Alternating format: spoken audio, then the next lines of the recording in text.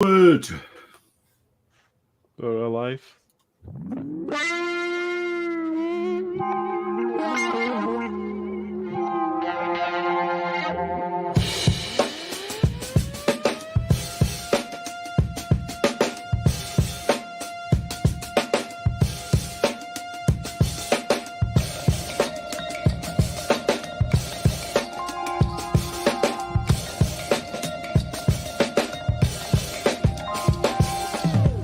Welcome to the Hop Edition podcast, brought to you in association with The Malt Miller, your go-to choice for premium homebrewing ingredients and equipment.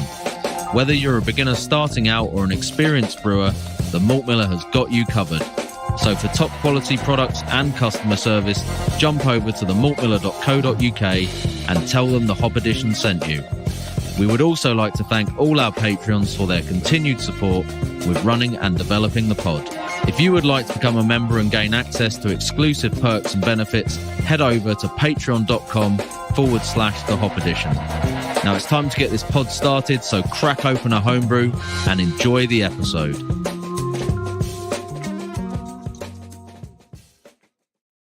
Yes, indeed. Yes, indeed. Episode 81 of the Hop Edition. Today, we're talking about the 2024 competitions and some tips for success from people who aren't me. Okay.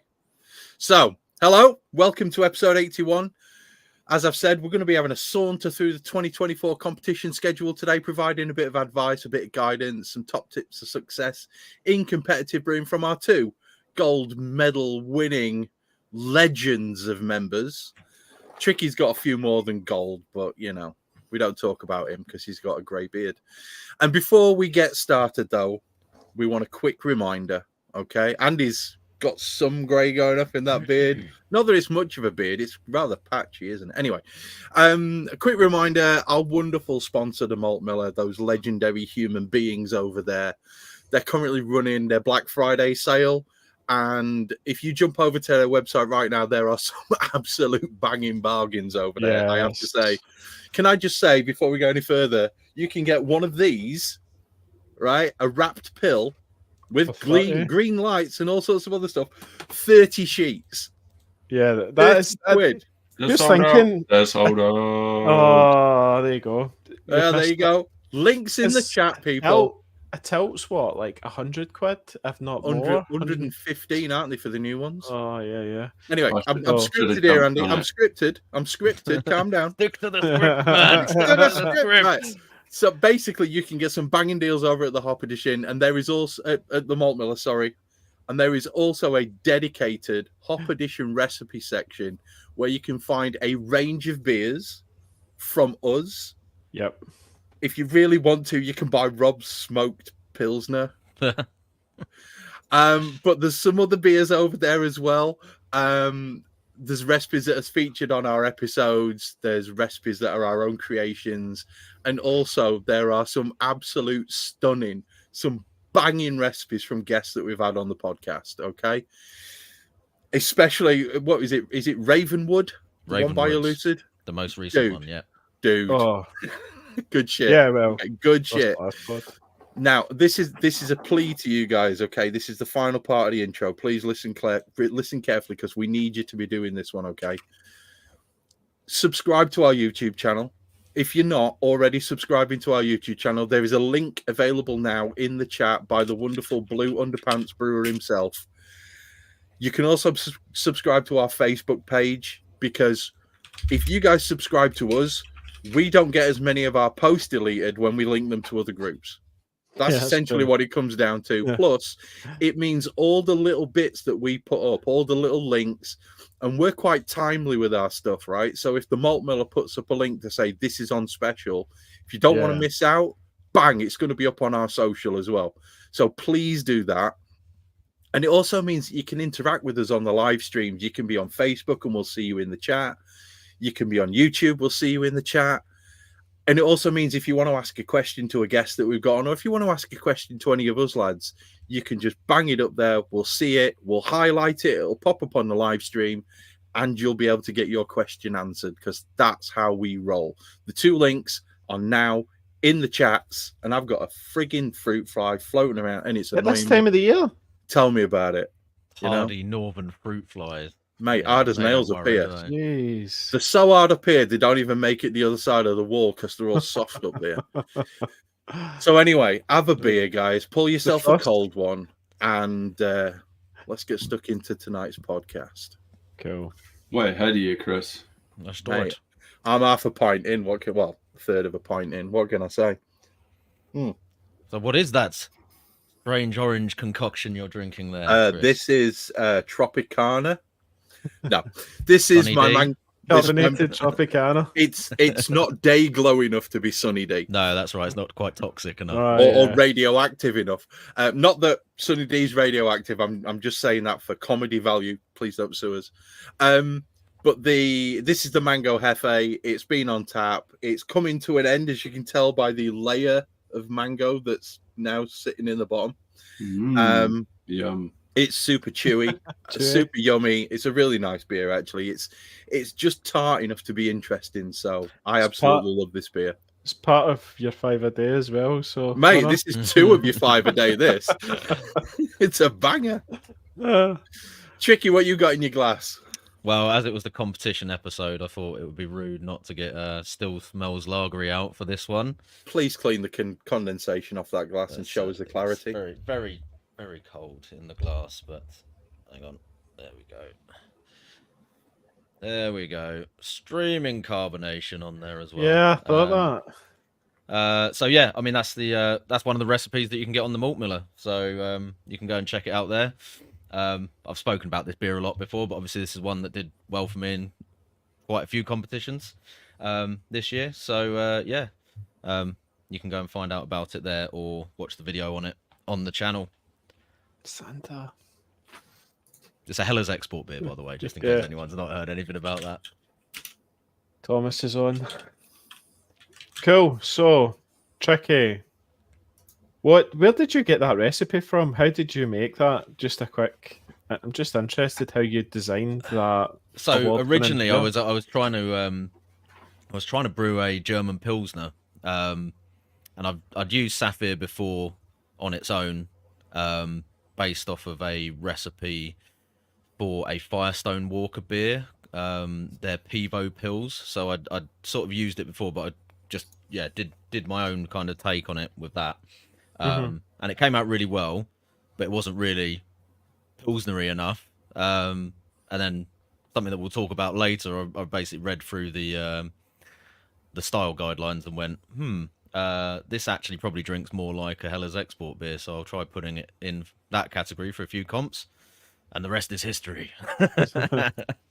But yeah, to be honest, it was a first punt at the recipe, and I've not really changed it since. So I mean, quite quite a lucky stab in the dark on that one, I guess. But, nice. yeah. Cool.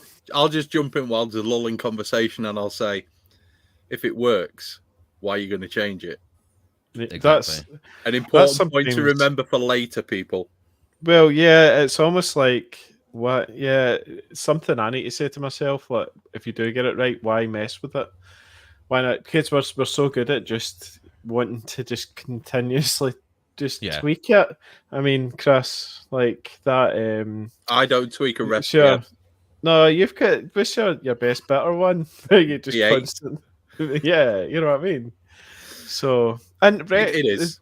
To be fair, breweries do change as well. Their core range, they have to, because it's the seasonal changes with all the hops. I'm not sure you're quite there yet, Tricky, with that. But Yeah, that's true. I If mean, you're standing still, you're falling behind. when I rebrewed this, I did want to keep it exactly the same as before, also just to test if I could do it consistently. Yeah. So, and it went into the BrewCon comp and scored a 42 in that, so I was happy with that. I was like, okay, if I can consistently hit 40 or above, then that's insane. it's consistent. So yeah. I got the fruit fly. Yay! Fuck you, fruit fly. Fuck Take him that, out. sucker. Yeah, I think if it ain't broke, why fix it? I think it's the key. Absolutely. What are you drinking then, Andy? Yes, so I am drinking. It's not homebrew; it's actually commercial, but it's probably one of the favourite sort of kit beers that you can do, and it's the Woodford's Wherry. And I've got a mini keg I got it delivered from Amazon. And I've got a little dip tube that goes in through the top. We got that from RLBS, and you can hook it up to your beer engine. So it's pretty cool, actually. It's a cracking beer. And the reason I actually got this was because I visited it when I was down in the Norfolk Broads on a holiday there, and I couldn't believe how good actually the berry is. It's just this nice sort of kind of it's just cracking bitter. So picked it up, got it in mini keg, and it is tasting absolutely fab. I had 5 pints of it last night, and I'm planning on smashing the rest tonight. So looking forward to it. Nice. With your cell phone? I'm drinking a beer that I made for the Malt Miller Elusive 7th birthday comp entry, which actually turned out really badly. Bit of a failed experiment. I think Chris has tried this beer. I actually haven't really drunk any of it since the summer. And which one was that? This is the it's basically like a pale ale, but I ended up deciding in my not so infinite wisdom to add a load of Vienna malt to it. I remember that one, yeah. And then what I didn't realise was the yeast that I was going to use just kind of left it permanent hazy. So now I've just got what is effectively kind of what looks like a really oxidised Nipah. So there's a piece of advice for you. Here's the first top tip: is if you're going to make a hazy beer, watch the colour. In an attempt to grab some sort of positivity, though, Owen, the head retention looks really good. The head retention's amazing. Like, look, yeah. By the time I finish it, the lacing's going to be amazing. But we had poker night last night. And we started smashing into it. It's actually better than I thought. It's tasting pretty good. But it's Citra Mosaic Chinook. And I fermented it out with Ebergarden. Right. Have you thought about throwing some gelatin at it? I think I did. You did, and it did nothing. I did. It did nothing. I mean, it might have cleared down a bit, and it's been in the keg for like 5 months. 5 months. Yeah, It's that's tough, hard, man. tough getting past that visual aspect. Even if it tastes okay, your eyes still make you think that it's not quite right. Yeah, I've got a Nipah on at the minute that I put some honey malt into, and it made it a little bit too dark to the point where it's like, oh, is it oxidized? No, now it's in my head like I think it is oxidized, and actually it probably isn't, but it's just the visual. The mind plays tricks, doesn't it? That's it. It's like that immediate visual thing. It just looks like slightly like dirty dishwater, really. Yeah. It's cleared up a bit. You can kind of see through it, but it actually tastes all right, and I'm probably going to drink it. Yeah. But and it's got like that Chinook thing is added. Or is it kind of like a nice type? Like a sticky, orangey, grapefruity, little bit dank because of the mosaic. Yeah, it's all right. It's all right, but not one that I'm likely to be rebrewing. Yeah. Or if I do, I'll be taking the Vienna malt out. I just thought, you know what? Maybe I want to make something a little bit different. Try something a bit different, and then just massively overlook that perma haze aspect of it when I was working through on the colour. So it is what it is. I know that. You could change the yeast. You could go Chico or something that'll drop clear. Some sort of. Yeah. According to the recipe, the EBC was supposed to come out at 6.9. I'm not sure.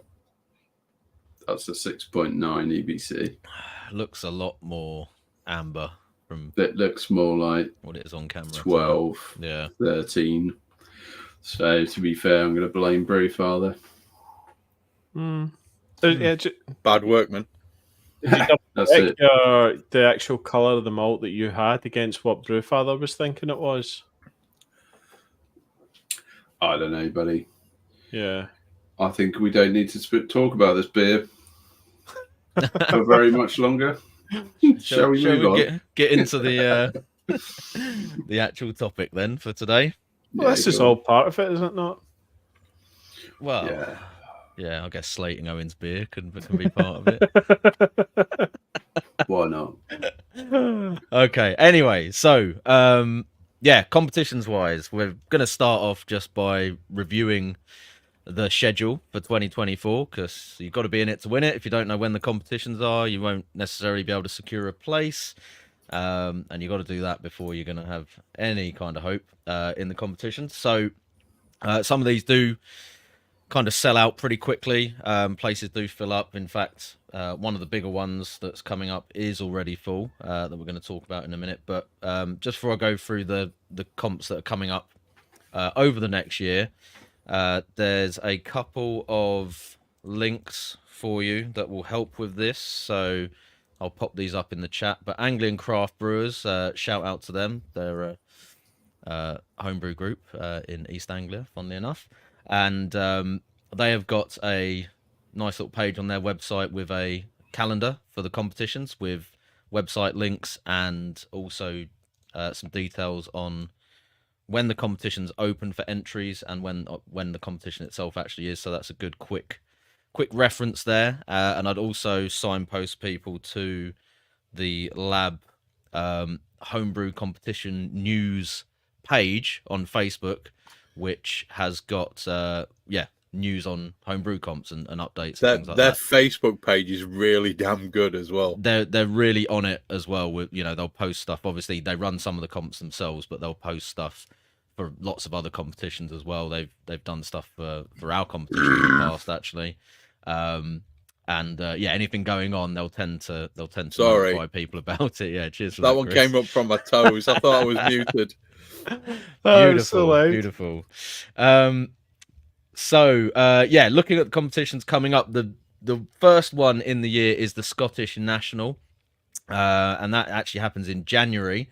There are some places available still on that, so that one you could get some beers in for that still. Obviously, you've got time to brew for that at the moment. UK Nationals is in February. That is currently full up, but it is still worth keeping an eye on competitions when the place has been taken up, because when it comes to the point of confirming entries, anyone that hasn't paid at a certain point, they'll normally purge them from the system, and sometimes they will open up spots for other people kind of last minute. So even though it's full up now, keep an eye on that, because it may yet have a few places available later on. Lager Than Life coming up in March, and that is open now. There's places available on that, but that's very limited. It's quite a small number of entries for that competition. I think there's only about maybe 20-30 places left on that one, so you'll need to get on that quickly, and also you'll need to brew for that fairly soon if you want to get it lagered properly. And then after that, the rest of the competitions aren't really sort of confirmed or open yet, so I'll let people just go to those website links that we've already posted if you want to check out what else is coming up in the year. There's various different BJCP competitions and a few others as well in there, and obviously remember that our sponsor, the Malt Miller, also regularly put competitions on. So around about September time, for example, the Elusive birthday competition is a regular. I assume they'll be doing that again this year, and I think they do some other competitions as well. Do they have a sour and mixed fermentation comp they do with somebody? Can't remember. I think they're doing a Burning Sky one, aren't they? Which they that's right. Alongside their brew, was it their Brew Rust? I'm pretty sure it was their Brew Rust. Yeah, that's it. Mini series on YouTube, and I think they're doing a mixed firm.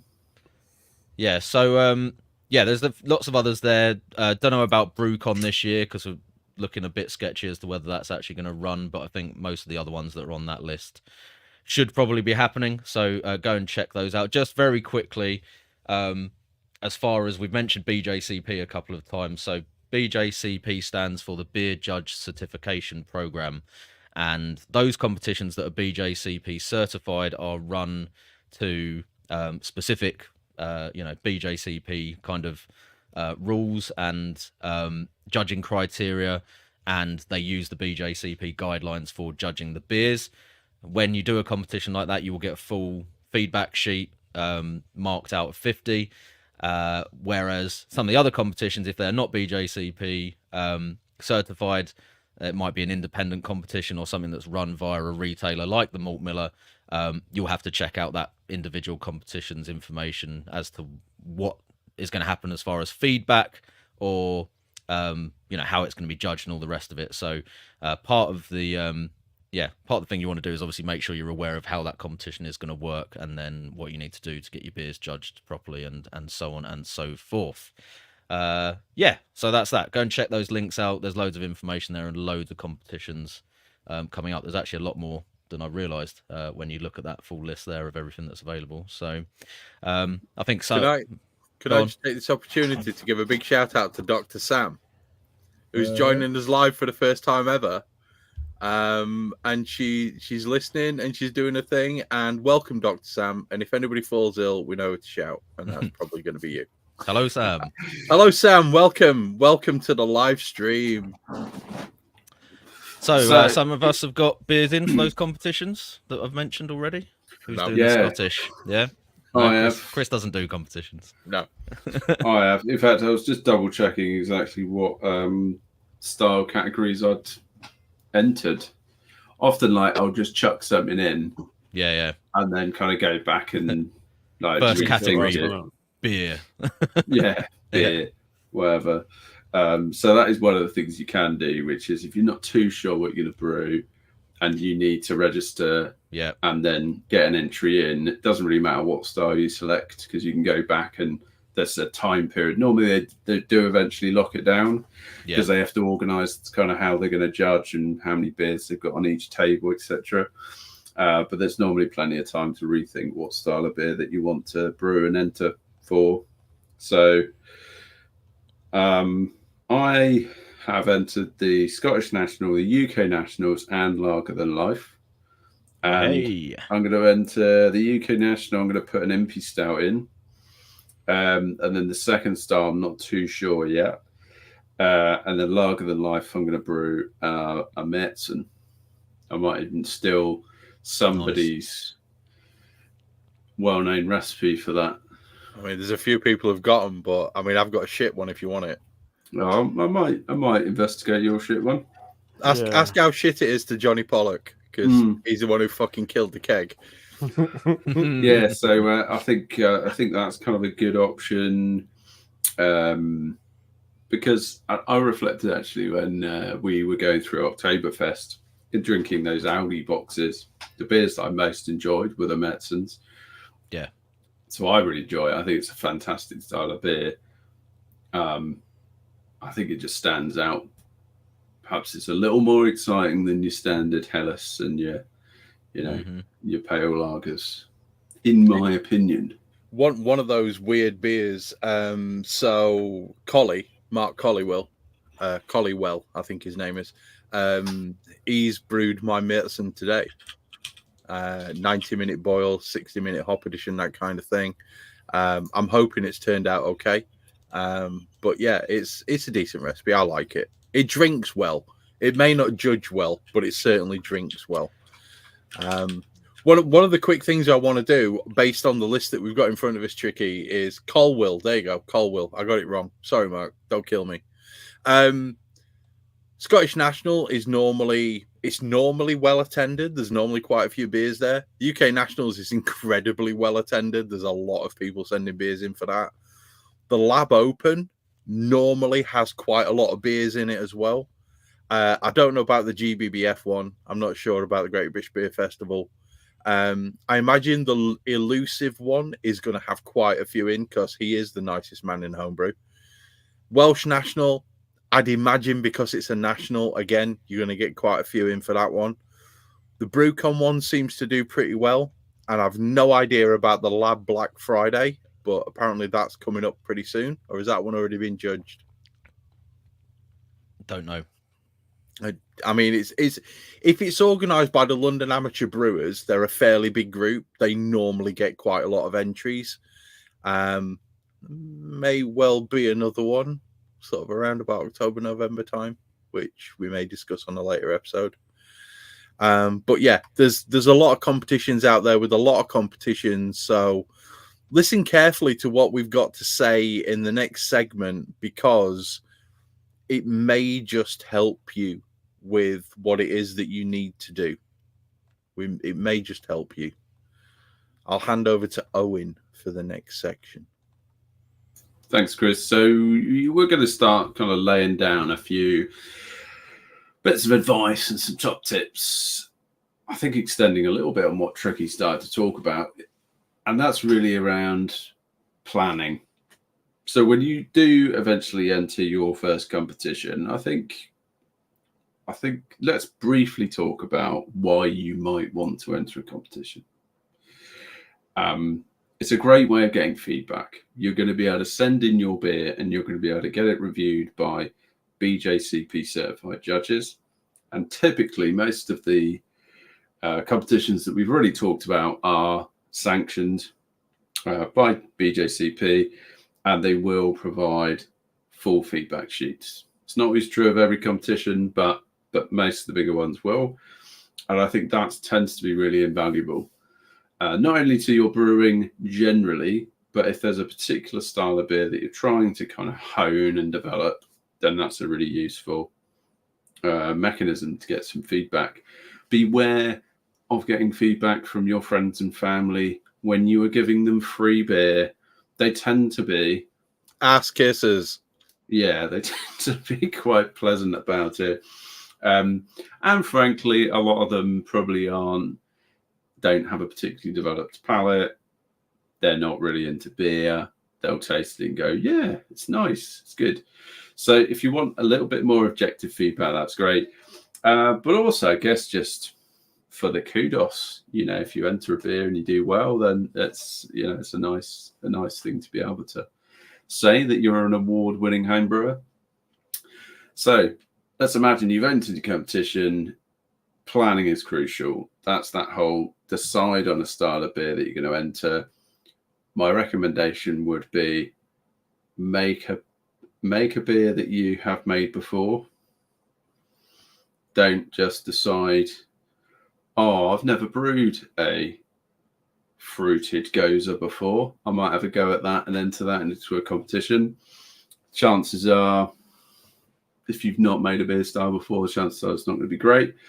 In addition, to make sure that you've planned backwards from the date that you do need to submit the beers, which is typically about a week before the competition is run, and you've allowed enough time. So rushed brews are rarely going to be good brews, and you do also need to have a think about your conditioning time. So particularly for competitions like Lager Than Life, it's a lager-specific competition, and you are going to need to really condition those beers for longer than you might if you were making a New England IPA, for instance. So I think that's a good bit of advice in terms of, depending on the style that you're opting to enter into the competition, typically, if it's going to be a style of beer that needs to be presented fresh, like typically your hoppy styles, or like a Hefeweizen or a wit beer, or there's a number of beers that tend to taste better when they're younger, then you've got time is on your side. You might be able to get away with brewing that 2 to 3 weeks before you package it and send it off. If you're making a impy stout or a really malty style, I'd recommend really thinking about that well in advance and allowing enough time to kind of condition that beer so it's really at its best. Or to some extent, if you've made a beer, particularly like the higher ABV beers, and it's really great, and you've bottled some off, and there's some on the shelf or in the fridge, then consider entering that, because there's beers that might be 2 or 3 years old might well do really well. So give that some thought as well. Can I just jump in here, Owen, just to give you a break from talking? One of the things that I will say is, from my own personal experience, and feel free to disagree if you don't agree with this one, boys. If you're brewing a really malty style like a Märzen, or you're brewing something like certain types of stout or whatever, something where the malt is forward and the hops are taking much less of a role, they're much more of a backseat kind of thing, I reckon 6 to 8 weeks is a very good conditioning time for a malty style. Like, when I brew my Märzen, I do not drink it within the first month. and I may have a taster after 5 weeks. Because if you drink that fresh, the amount of change that beer is going to go through from the period where you first taste it to the point where you're bottling it is just ridiculous. I mean, to call an example up from up my arse, when the boys came down for the Wild Child meetup a year and a half ago, there was an alt beer on tap that had been on tap for 9 months. At least a year and a half, Chris. It's probably 2.5 years now. No, it's not 2.5. Basically, if it's not quite 2.5, must be. It's about 16 months. If you've got that kind of time and it's a multi-style, age it for as long as you can, condition it for as long as you can, because it's only going to get better. And once it reaches that point where it plateaus and it's tasting the same for 3 or 4 weeks, feel free to just bang that in. Okay, that is your peak point for that. Here's a tip from a brewer, a pro brewer, Hoddy. Weirdly enough, the man who won our competition the last time we did one.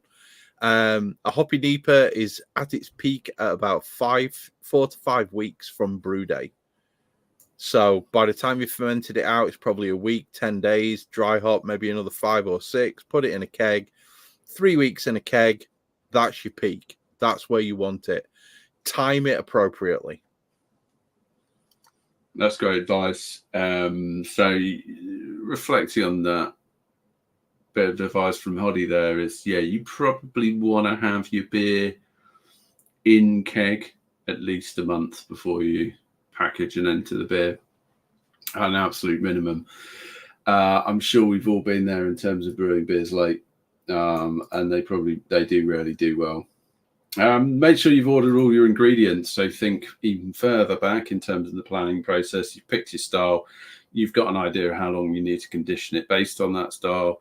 You've selected your date to brew it. Then you need to start thinking about your ingredients, and you can start thinking about your recipe and stuff, which we'll talk a little bit more about later on in the episode.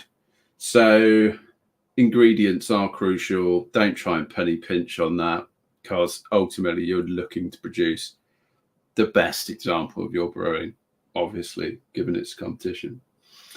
The other option is, if you, like myself, have entered a number of competitions that are in a relatively short space of time, then you guys all right?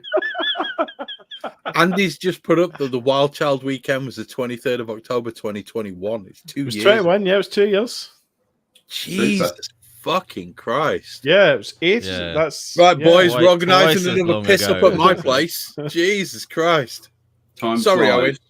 Sorry, That's all right. Sorry, No Owen. worries. He should have Glad, should have glad we aged. That's why- interrupted, but That's That's Very why I important put news. it in the chat. Where was I? Yeah, so if you've entered multiple competitions and they're a relatively short time space in terms of a few months apart, have a think about brewing one specific beer style that you may be able to then enter into all those competitions. So multiple competitions with the same beer, but the catch there is you've got to make sure it's a good beer. So it's got to be one of those go-tos that you've got some certainty and probably had some feedback and you've honed and tweaked. If it comes back with a score of good. 13, probably not worth re-entering that one. But No, I mean, maybe think about changing style and rebrewing. If it's sort of a decent score and you've got faith in the beer itself, though, sometimes. And I think we'll talk about this more as we go on. But sometimes that feedback, you can use that to then adjust what actual category you're putting it in under. So, that's something that I think people should bear in mind. We will come back to that later on. But, remember, you don't have to be re-entering it in the same category all the time. And that's something that can actually make a really big difference as far as scoring. If the feedback says, you're not quite there for style, have a look at the style categories that are either side of that beer, because they tend to be arranged sort of in order of beers that are very close to each other. Have a look at the ones to the left or the right of that style and see if it will fit that better. and you may find that you come back with a better result off of that. Yeah, I would agree with that, Tricky. I think Andy's going to talk a little bit more about style guidelines and things, but that's great advice in terms of sometimes it's a great beer, but you've just misinterpreted and put it into the wrong style. Yeah, especially if it's not getting marked down for faults, because faults are likely to get picked up again. But if it is just them saying it's not quite what you're saying it is as far as the style, that's where you should be thinking, okay, well, where can I put this beer?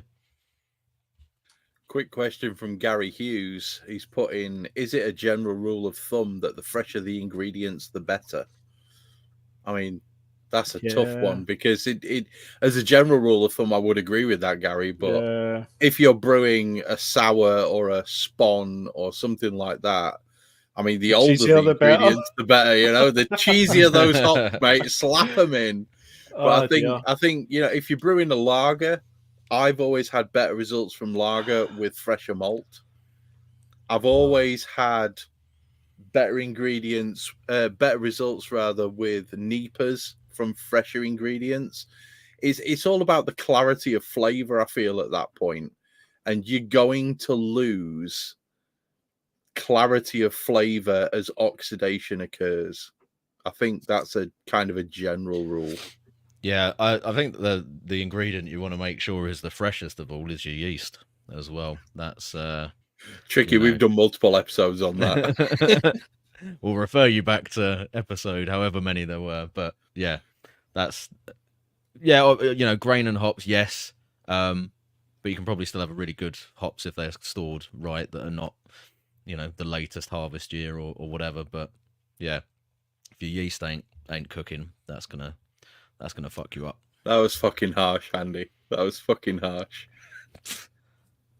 Sorry. Luke's just put in a comment asking how the fuck has he ended up in the kitchen drinking, watching this on his phone after having the kids all day and cooking dinner while his wife watches Strictly. I mean, yeah. And Andy's put in a not too pleasant response, and I'm not even going to highlight it. Oh, I says because you're a bitch, like.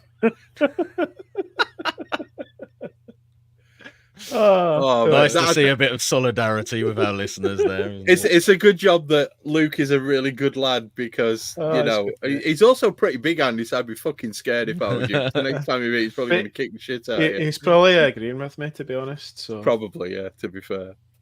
I just think that there's a lot of things to put into the planning episode, into the planning part of your brewing that could probably take up an entire episode. Getting things right in your head, getting the process right in your head. Everything that Owen said is absolutely bang on. Bang on. Plan ahead, organize your brews. Yes, I don't like brewing calendars, but fuck me, if you're going to be putting a beer into multiple competitions, then you need to be planning ahead, because you've got to make sure that it's going to be within range for both of those as far as conditioning and stuff goes. Don't skimp on your ingredients. Don't think, I'll make do with a pack of Nottingham from fucking Wilco's. Not that Wilco's exists anymore, but it's just one of those things. You've got to look into these things and really plan ahead and make sure stuff's right. It's a very, very important part of competition brewing. Yes. And nobody says anything. Agree. Fucking hate you guys sometimes. What did you say? Feel like a cunt. What were you saying? Right. Yeah, fuck off. Let's move to a commercial break, shall we? Because I've got to be honest, you guys are fucking annoying me. Yeah. I rushed my ass off tonight to make it back. That's the spirit. I sat at the fucking speed limit for every single speed limit between Leeds General Infirmary and my house just to be back in time to start this podcast. And these cunts are giving me shit. He's just fucked off because he's got to talk about the BJCP, guys. Don't worry. Yeah, fuck off. Ballet competition. Right, you guys do your commercial. I'm going for some food. Right, here's the thing. So we were talking just about like fresh ingredients. I take it then you'd be better off curating it on, let's say, like the Malt Miller sort of recipe sort of thing, and then just ordering a fresh batch to just brew it like that. I think that's the ideal scenario, isn't it? If you want to ensure it's as fresh as it possibly could be. Yeah, because I tend to buy kilo bags and stuff like that for things, and they're definitely, at least a year old. Most of the ingredients is by the time you get to them. I think even if you keep the hops in the freezer well packaged, I think if you vac seal them, which I used to once upon a time, can't be bothered now. I don't anymore. I tend to just stick them down with a bit of gaffer tape. They are going to lose their freshness over time. That's just the nature of it. So I think if you get a brew, particularly hoppy styles of beer, it's go and buy those hops fresh. Other thing, right? I think if you are going to do hoppy styles, look at that incognito and the spectrum stuff, because wow, that stuff is that brings a new level to flavour to your beers. Yeah, I would say. And I would say, judging by how that Sharks beer is going, because I've still got some left somehow. I don't know how. It's one of those kegs that seems to miraculously just keep going and going, despite the beer being really nice. I was drinking some of it last night. It's a big beer though, isn't it, Triggy? Yeah, it's 6 and a bit %. So it's and it is one of those where it's quite, it's nice big, in that smaller big on glass flavour as well. So you take in the smaller glass as well. Yeah, don't you don't tend to cane it by the pint, sort of thing. So, but the flavour on that is holding up, and that is months old, and that's it's not all advanced hop products, but it is. No, but it's the whole idea is you blend it with the hops as well.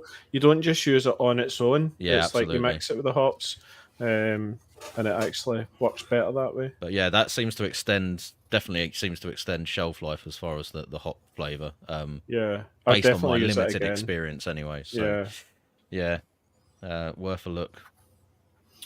Yeah, I'm gonna attempt to. It's been an absolute age since I've made a really nice hazy style of beer, hazy hoppy style of beer. Probably all of 6 weeks or so.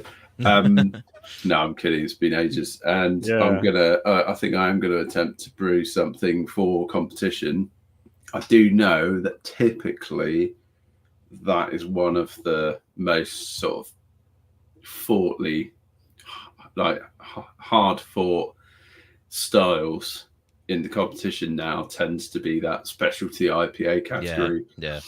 I think black IPAs quite often do well in that category. I had a white IPA come third, I think, on the UK Nationals last year,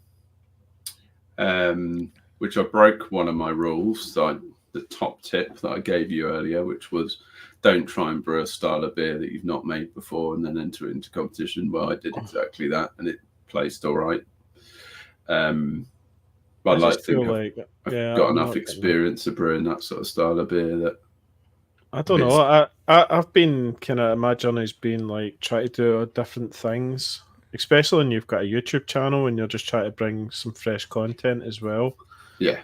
So like to do repeatability, it's almost like everyone's seen that sort of thing before, or I think once you've got a few recipes in the locker, though, you can fall back on the ones that are tried and trusted, and I've definitely got a few that are sort of the competition beers now for me that I'm kind of confident I can rebrew those and make some small changes and hopefully Barry's best bitter. Barry's best bitter. Yeah, I don't think I got a comment. So I put up the recent video I did. It was I think I did the Marston's bitter sort of thing in the hand pull, and someone made a comment that they love your Barry's best bitter recipe. So I actually went back and rewatched it. Yeah. So that wasn't too long ago. Actually, you actually put that video up 2021 or something. You put that might up. Have been a lockdown one. That I've got a feeling because I brewed that for the father-in-law. Yeah, during lockdown, possibly. Yeah. Was that around the time that you got your hand pull and the No, I don't think it wasn't on hand pull. The jizzy cleaning. Yeah. But you were raving about London Ale 3 East as well. Yes. So I was like, and you were like, oh, this is my new house ale yeast sort of thing. You loved it sort of. So it's quite funny how these things come round.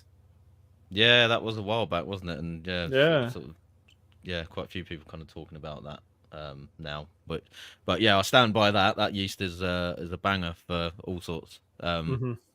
Used it in stouts and like oatmeal stouts and porters and things. It's great as well. So yeah, not just for Neepers. Amen. Yeah, are we doing commercials then? Because I've got I suppose. Yeah. London Ale 3 is not just for Christmas.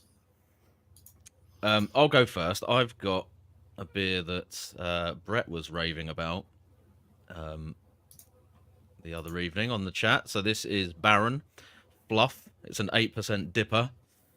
Dipper time. And yeah, this is really, really nice beer. Super thick and opaque and pale yellowy orange. The aroma is absolutely smashing out of the glass there. It's got really it's very orange juice kind of aroma wise there, and quite a little bit of a kind of passion fruit, I think, kind of passion fruit orange juice, and some nice kind of maybe just kind of general mix sort of citrus stuff in there. It's got Idaho 7, Equinaut, and Mosaic. So there's a bit of that Mosaic kind of dankness, the sweaty mangoes coming in on there too. The nerdy bits on the back of the can for this are actually there's some interesting stuff on here that I will quickly pick out, because I know we don't want to spend too long chatting about these beers for this. But one thing that sort of jumped out at me is the water profiling on this. He's got the full details. So that's calcium 72, magnesium 5, chloride 321 ppm, and sulfate at 41. So what ratio is that? Is that like 8 to 1 nearly, or something like that? It's pretty extreme. And the really interesting thing is there's an extra thing listed on here, which is K, which is potassium. So he's got potassium at 125, and Chris will probably jump on in a minute to confirm this, but there's sodium on there as well at 63. But I think what he's doing there is using potassium chloride to push the chloride level up without the calcium going too high. The sodium going too high, or the calcium going too high, because if he was using calcium chloride, obviously that would push the calcium up. If he was using normal table salt, the salt level might end up too high if you're trying to get to a level as high as 320. Is this? This is Baron. So it's Jack at Baron. So I think he was talking about this at LCBF. I think he's doing something a little bit clever here, and utilizing some potassium chloride, which is the salt that they use in low salt. So they blend that with normal sodium chloride to make obviously lower sodium salt. So I don't think it's that good purely on its own, but I believe that's the same stuff. So yeah, anyway, I thought that was quite interesting. I'm getting a thumbs up from Chris. I think I haven't fucked up any of the chemistry on that one, which I'm happy about. Yeah. So yeah, lovely beer that is. I would thoroughly recommend that one. And interesting techie bits on the back as usual. That was the similar advice I'd got when we were at LCBF. I was saying the potassium chloride, or mixing different types of salts that aren't calcium chloride, to avoid over jacking up the calcium to get chloride into your beer. So yeah, because I think that can be where you end up with that slightly kind of chalky feel that you do paracetamol. Yeah, just kind of it's that kind of flat. It makes it almost way too flabby sort of thing. Mm-hmm. Yeah. I think that takes away from the nice clean hoppy flavors if you've got that kind of in the background. And I think also when we had Adam on from Adam Makes Beer, he was talking about the higher lots of calcium tends to make it drop out more as well. I think he was saying so that might be a potential issue with that too, that you may find it's actually negative haze wise, as if you've got lots of calcium in there. I don't know. So yeah, interesting things to ponder off of that one, and a lovely beer. So have you guys had this one yet? Out your pack? Yeah, I did drink have that the other day. Yeah. What are you thinking? What are you thinking, Andy?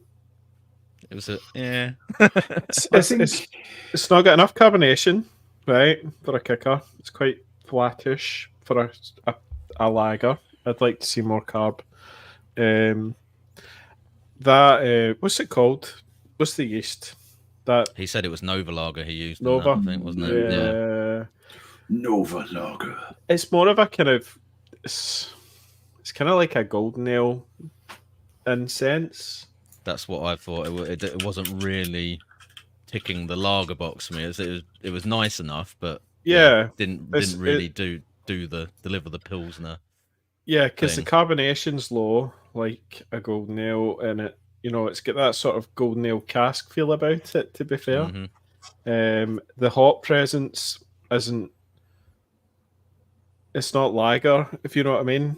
With the Citra, it just says to me, yeah, it's a nice golden ale, basically. I think for me, I was drinking it when I was. I think I was chatting to Chris, and I was drinking that beer, and I think what Andy's done is hopped that with Citra throughout.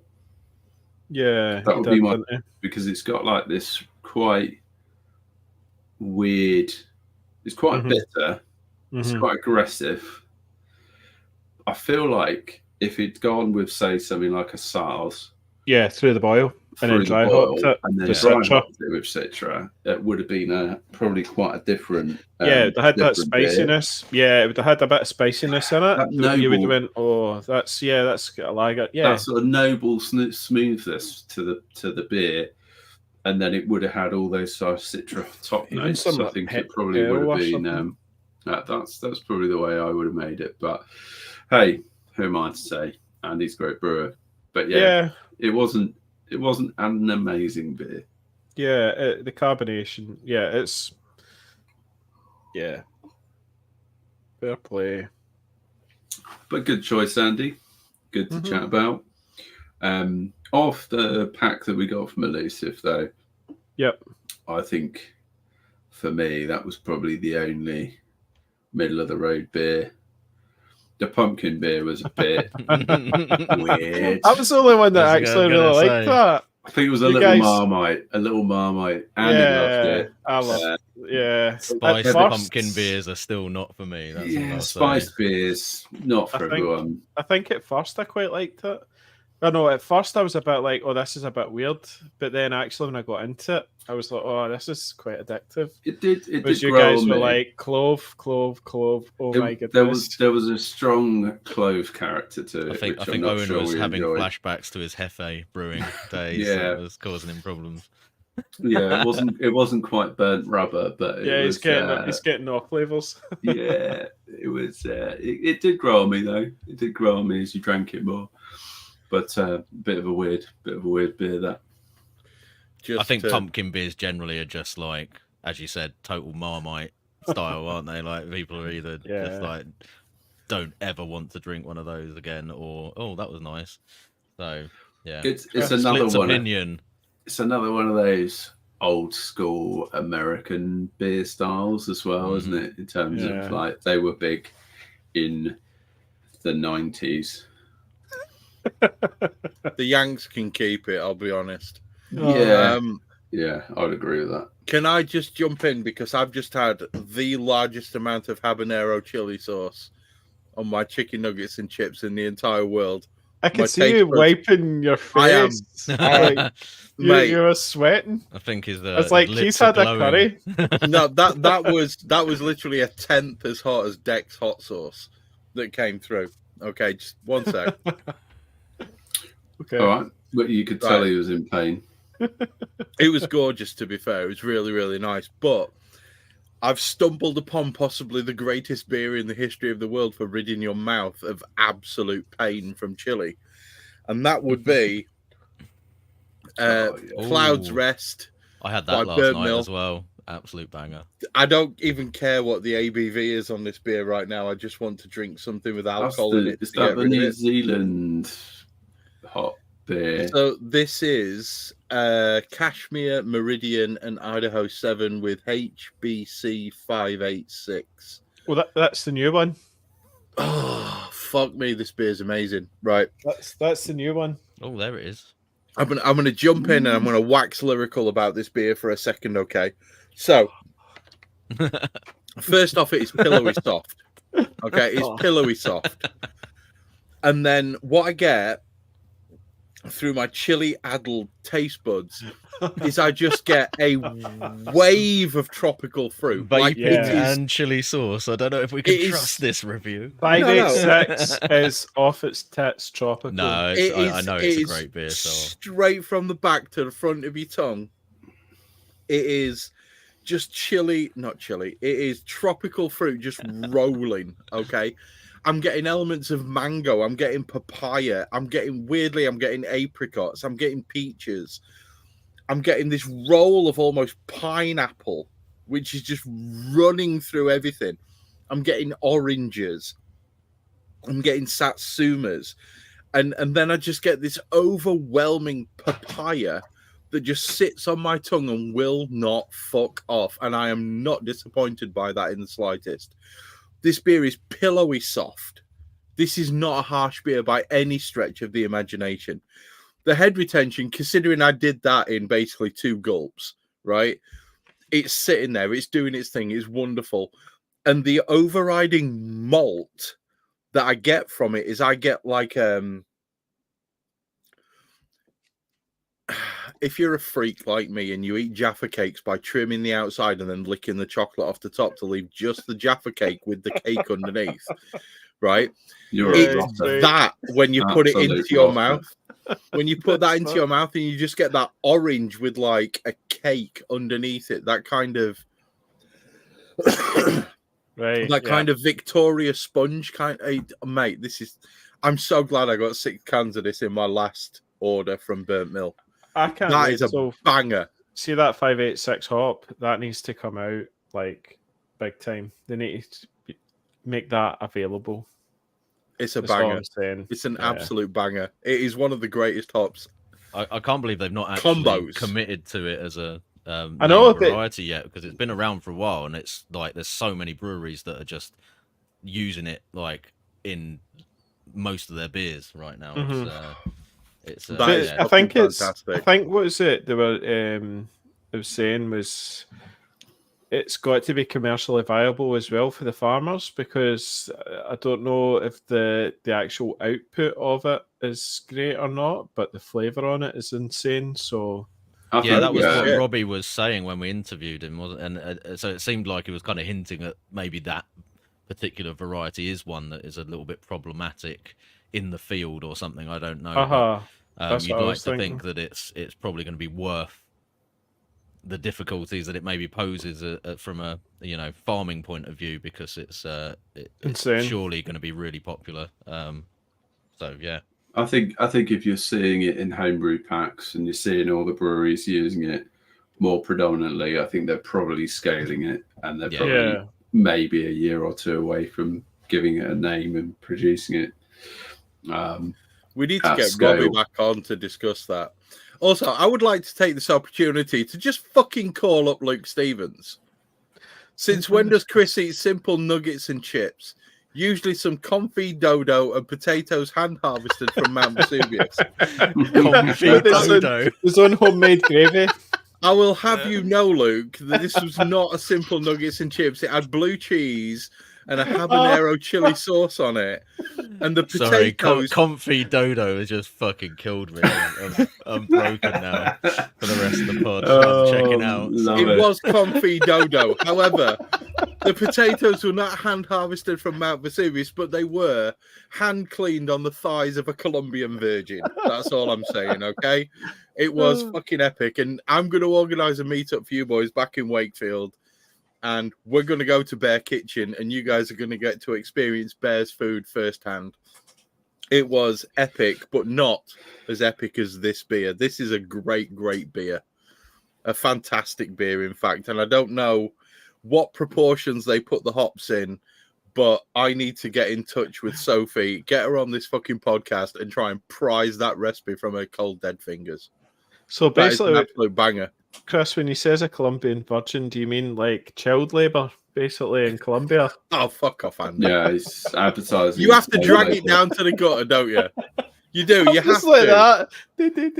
You have to drag it down to the gutter. That was uncalled for. And I hope Tricky will remove that from the edit. That was uncalled for. There's the beer review of the night from Chris, man of the people, salt of the earth, having nuggets and chips for dinner. Nuggets and chips. Nuggets and chips. Love it. Choice. Right, I think I'm the last one to go, and I'm drinking a beer from Lakes Brew Company, which Hell yeah, you guys got me onto because you were drinking some of their beers at BrewCon, and I think it was the Phantasm beers, which there was a part 1 and part 2, which was a kind of NEPA and a West Coast. There was a double dry hop NEPA. And That's then right. So I think they'd pretty much approached the beers quite similarly, but just changed kind of malt bill and probably the yeast. And actually, I much preferred the West Coast beer over the hazy beer. The West Coast I thought was amazing. The hazy was really good as well. It had a very kind of orange juice aroma. But when I ordered those beers, I chucked in a beer called Not Sorry, which is a 10.5% peanut butter and chocolate imperial stout. Yeah, you're not fucking around, are you? Yes, there it is. Boys on it. Boys on it. So Hashtag pissed-owing. let me read you a little bit. So what have we got here going? Not sorry.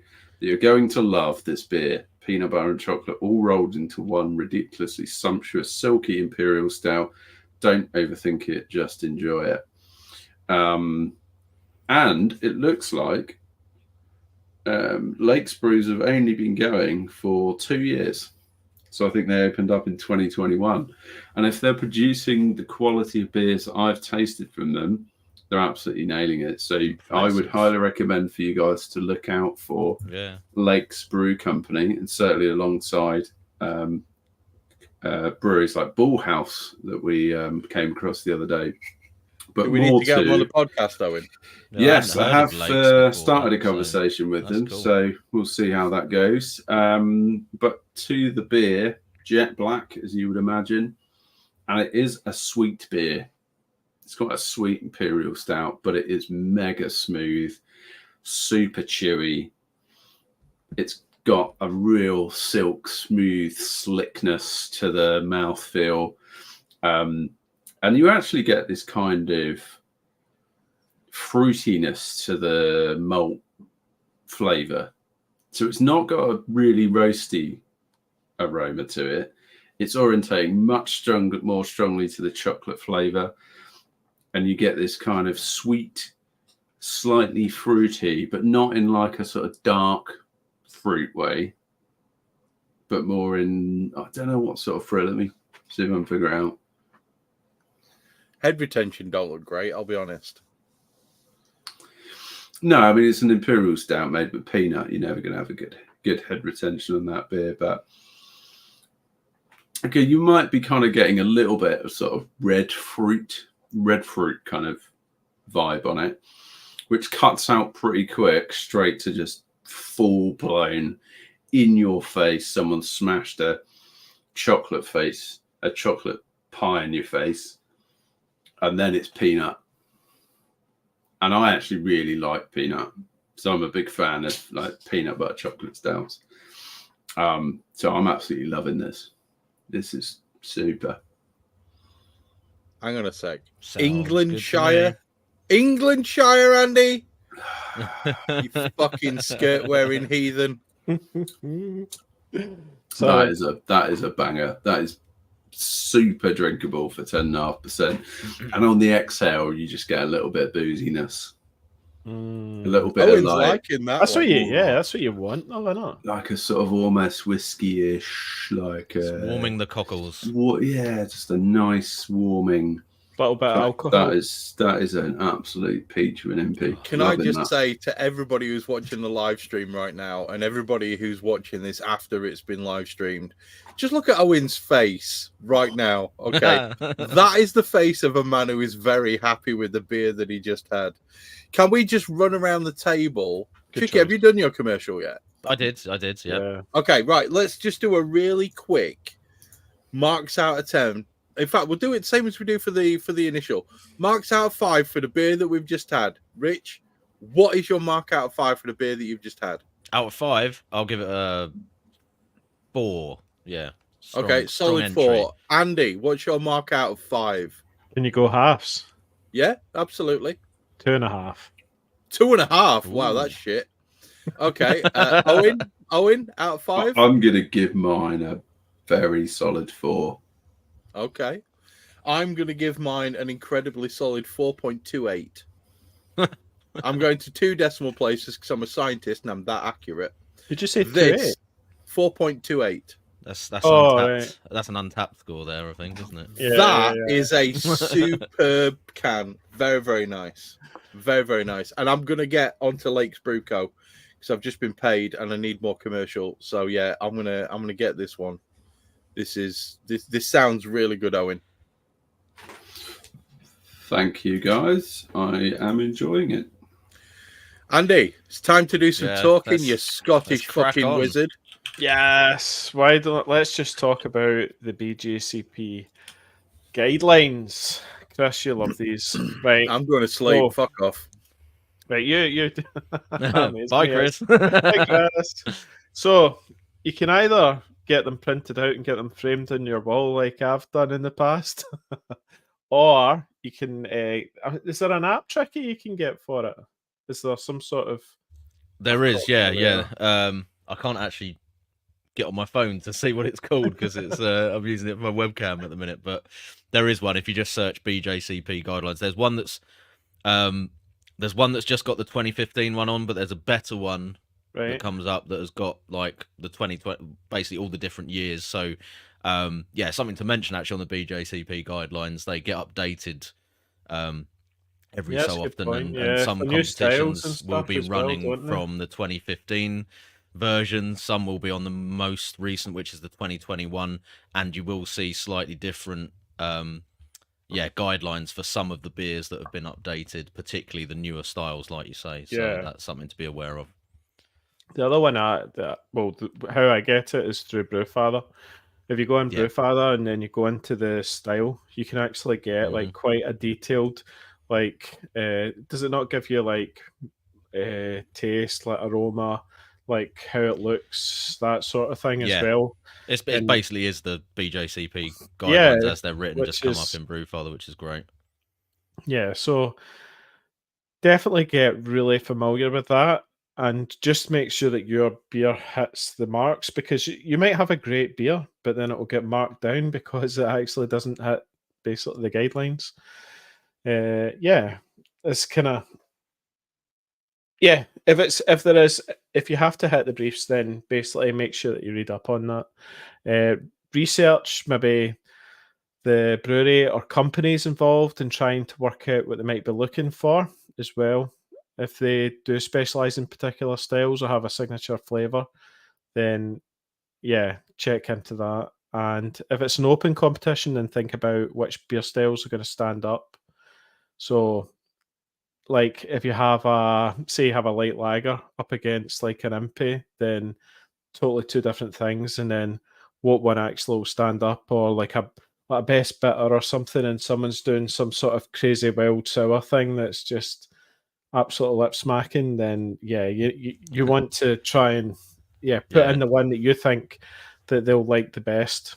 We did a Christmas beer competition at the Bedford Homebrew Club at Brewpoint, and it was an open style, but they had to be Christmas themed, right? But I put in chocolate stout that you tried at mine, Death by chocolate, But they picked it out and tried that first, and I was like, oh, that's kind of harsh on everyone else because they've just gone straight in with a 10% MP.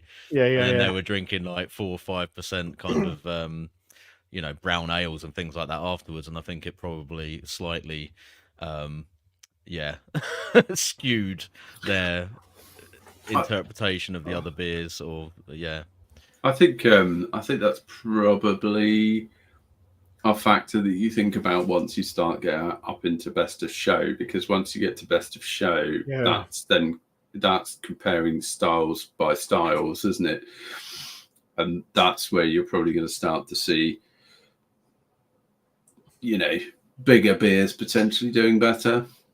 Debate, but I think when most open competitions are going to have judges tied to a table that's tied to a specific style, so at least they're comparing similar styles together, which I think is crucial. So it's not really definitely to the point. BJCP is always going to follow that sort of structure, isn't it? I think it's the other competitions where it's like a bit more, just different kind of structure to the non BJCP competitions, where you might need to be a little bit more aware of what other beers you might potentially be going up against, or what the brewery's looking for. So the elusive competitions are a good example of that. I think you've seen winners of that have, kind of fitted in with the elusive sort of, style. West Coast like sort that. of, because if you listen to that podcast, Andy was talking about how they take a dank hop and a citrus hop sort of thing, and all these things, right? These little tips is their style. I think if you met that brief and Andy tried it, he'd be like, "Oh, I like that." And it made me think back to some of the winners for his competition as well. So I think that June Chung, who won the year before. Yep. Yeah, not this year's, last year's, I think. He did a Westie that had rye in it and stuff, and then it was like, oh, okay, Oregon Trail's got rye in it. He obviously likes a bit of rye in his beers, So you see that and go, okay, so some people have looked at his recipes and probably gone, might be a good idea to get some, do a rye IPA or something like that. So or Hoddy knew like what Jimmy liked, and exactly. For our competition, and it was just almost like, wow, this could be Conflux, but it's just that slight different spin on it, your audience, I think, is the crucial one there, which I think is probably true of more specific competitions like Elusive or the one we ran with Unity.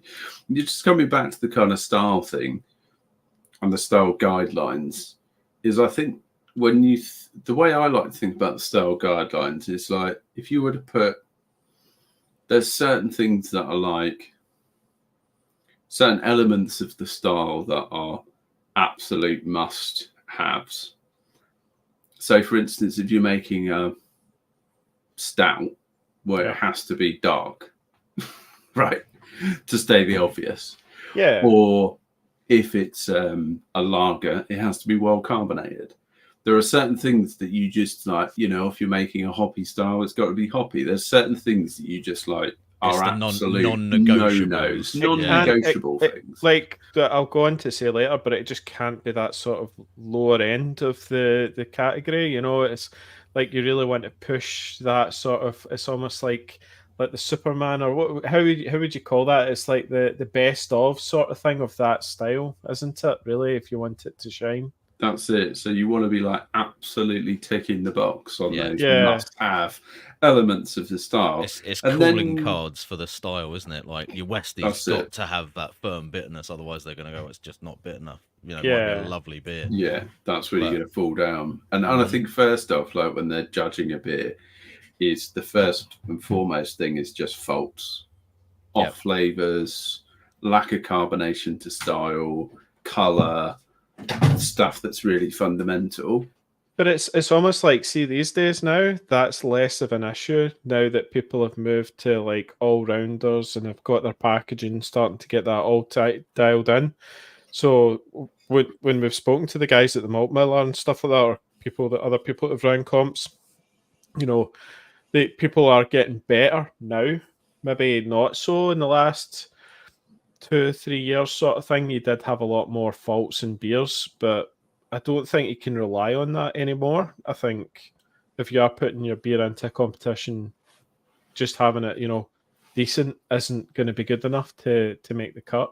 Yeah, and I think you that's a really good point, Andy, because we talked a lot in episode what 50 number was it? 59 or something like that. 59. We talked a lot about packaging and how to get beers, how to get your beer to a competition in presenting in the best possible way. Yeah. But I think coming back to the kind of style is where you've got your must-haves and your absolute ticks that the boxes you have to tick.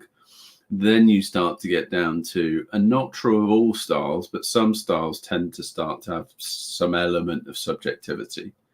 Mm-hmm. So that might just be like with the Westie, the nuance of bitterness, or pine. I would be looking for, in a Westie, I would be looking for a little bit of pine or a good dose of bitterness, and then maybe some of those orange sort of kind of feels like nice, a good citrus sort of bite to it as well.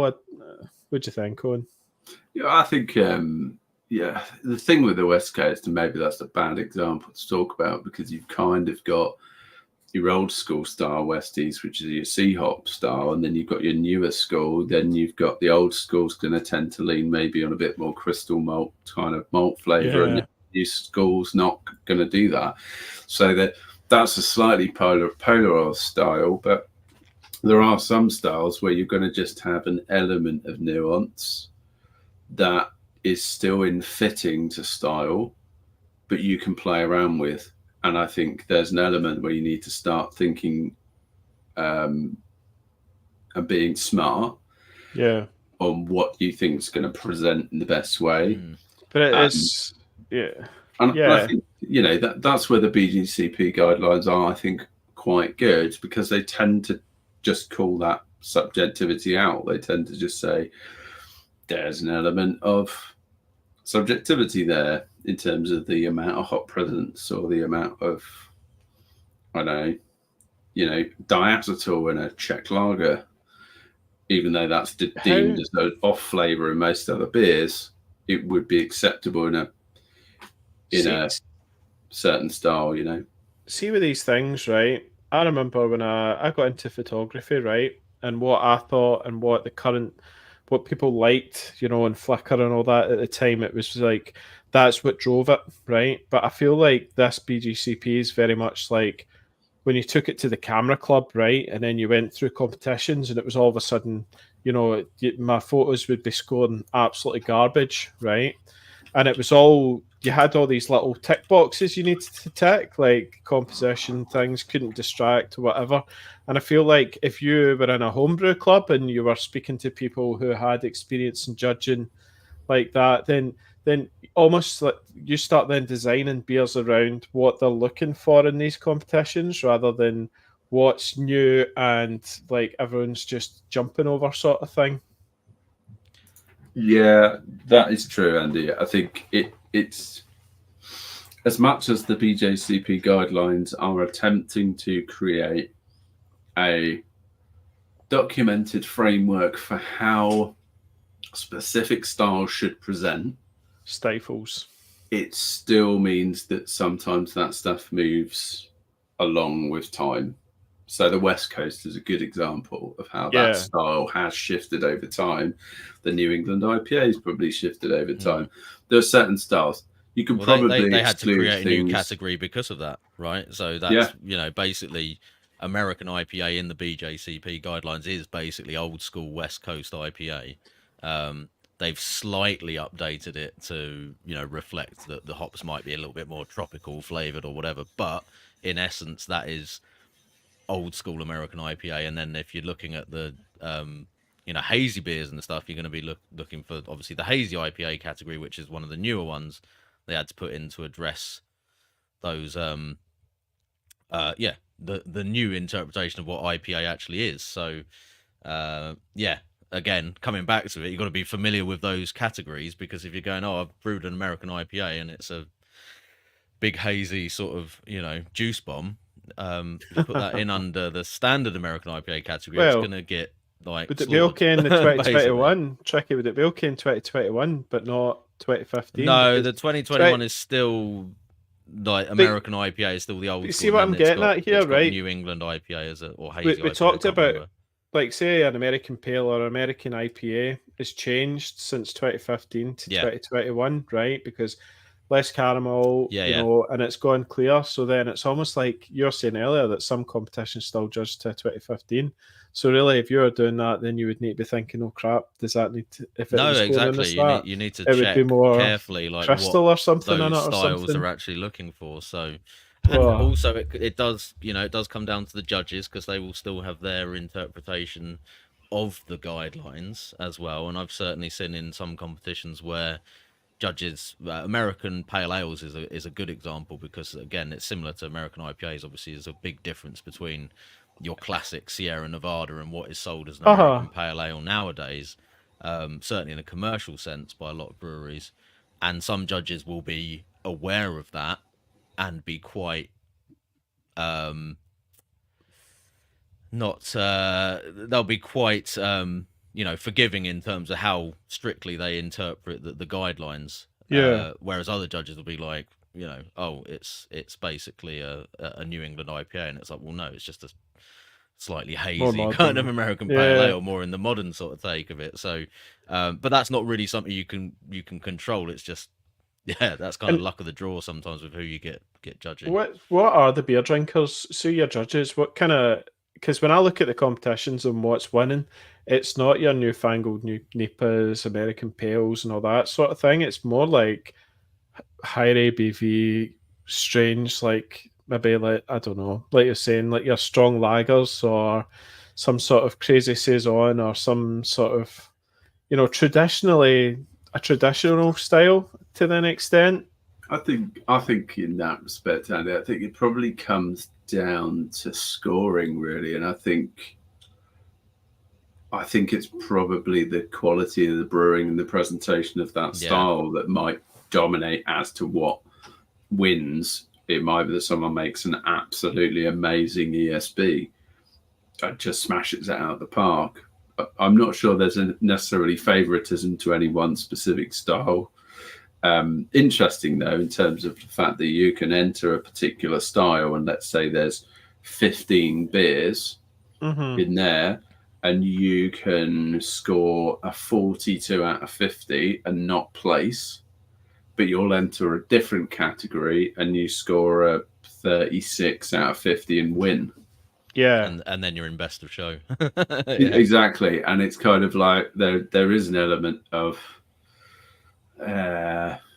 probably like being slightly unfair, but you're being judged within the column of the style, not in terms of who's made the best beer. That's kind of not the point of it. This kind of comes back to the question that Chaz Bandit has just asked in the chat as well. How important is it to stand out in competition if it means pushing the boundaries of the style guidelines? It's a very narrow sort of tightrope you have to walk on that, because you've got to get, like Owen was saying, you've got to get through that first round first, which is predominantly judged on, you know, how close you are to style, and you've really got to, as Brett is saying there, you've really got to kind of go big on the characteristics that the guidelines are pushing as the most prominent. It's got to hit those non-negotiables that we were talking about before, and then after that it's like the intangibles which will set it apart in the. So in BJCP judging you'll get scored and then you basically get shortlisted. So just because you've got the top score doesn't mean you'll necessarily even win that category. Right. Here's a question. Your scoring gets you into mini best of show, and then they basically just line the beers up that they've shortlisted and go, which one do we think is the best? Not just based on score. And then it goes to the winner of that, then goes on to the full best of show. And again, that's basically open competition at that point. So, yeah, go on. Right, I want to ask, okay, so do you then see your beers that you're brewing over the year? Do you think, right, I'm going to brew for competition and this is what I'm doing?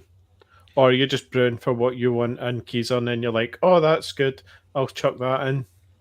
Because it's a mixture of both, to be honest. So, like I said, I've got some beers that I know if there's competitions coming up. So at the moment, I'm like, okay, there's a load of competitions coming up. I want to try and get Smells Lager brewed again. I'll probably do another New Zealand Pilsner, which I've done quite well with before.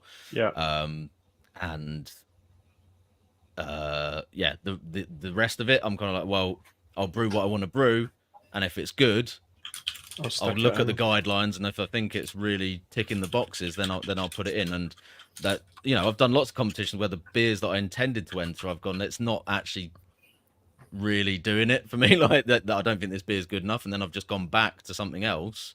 And sometimes it's been stuff that wasn't even intended to be brewed as coming back to the category, it's not even intended to be brewed as the category that I've entered it for, and I've just drunk the beer and gone, it's a really good beer, look at the guidelines, what does this fit as, and then I'll put it into that. So an example of that, in the UK comp where Smells Lagery came first, I got a silver for the American Pale Ale category as well, but that was actually my cold IPA that I put in. Okay, yeah. Because I just drank it. It actually drinks just like a classic American Pale Ale. Like, nice Westy sort of style, clean, crisp, big, kind of American hop character on it. I'll stick it in as an APA, and it came second, and it wasn't even, intended technically an ale. So. Yeah, yeah. I think sort of go back to Brett's point, which is that whole kind of, go big or go home, but I think it depends on the style that you're brewing into, because some styles subtlety is key in some of them, right? Yeah, will emphasize subtlety. That is a key element of the, it will be what will make that beer really great as a very subtle floral flavor. So it's not always just about make a massive impy, make a really hoppy NEPA. Sometimes it's about, particularly when you start getting into kind of saison and mixed firm and certain lager styles, and there's lots out there.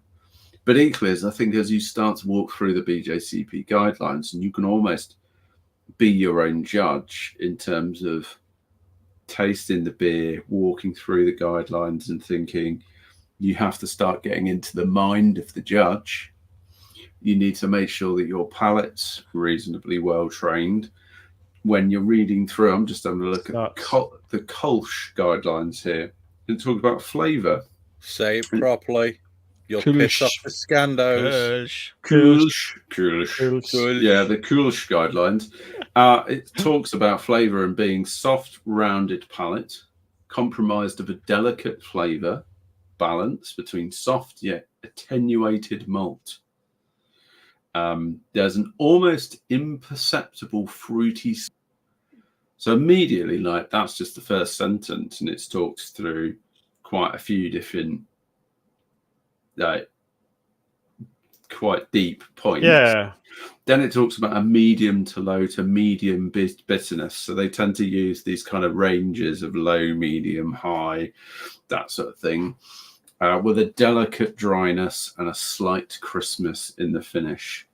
So it's like, to Chris's point, it's kind of ballet contest, but it's kind of getting to the point of like, it's not just a dance, but it's the way that you dance. Right? Just it's not like just the every moves, dance competition on earth. but it's the way that you dance, and there is an element of,